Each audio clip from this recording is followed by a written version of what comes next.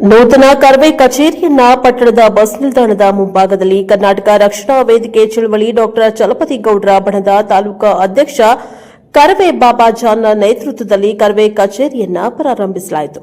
ನೂತನ ಕರವೇ ಕಚೇರಿಯನ್ನ ಉದ್ಘಾಟನೆ ನೆರವೇರಿಸಿ ಕರವೇ ಬಾಬಾಜಾನ್ ರವರು ಕರ್ನಾಟಕ ಮಾತೆ ಕನ್ನಡ ಮಾತೆ ಭುವನೇಶ್ವರಿ ತಾಯಿಗೆ ಹೂವಿನ ಹಾರ ಹಾಕಿ ಭಕ್ತಿಯಿಂದ ಪೂಜಿಸಿ ಗೌರವ ಸಮರ್ಪಣೆ ಮಾಡಿದರು.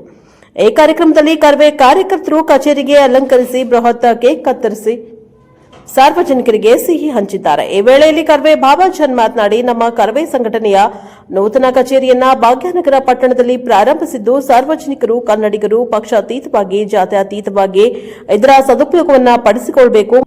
ಮುಖ್ಯವಾಗಿ ನಾಡು ನುಡಿ ನೆಲ ಜಲ ಭಾಷೆ ವಿಚಾರದಲ್ಲಿ ಕನ್ನಡಿಗರಿಗೆ ಅನ್ಯಾಯವಾದಾಗ ಕನ್ನಡಿಗರಿಗೆ ಧಕ್ಕೆ ಬಂದಾಗ ನಮ್ಮ ಕರವೇ ಸಂಘಟನೆಯ ವತಿಯಿಂದ ನ್ಯಾಯಯುತ ಹೋರಾಟವನ್ನು ಕಾನೂನಿನ ಅಡಿಯಲ್ಲಿ ಮಾಡಲು ಸದಾ ಸಿದ್ದರಿದ್ದೇವೆ ಎಂದರು.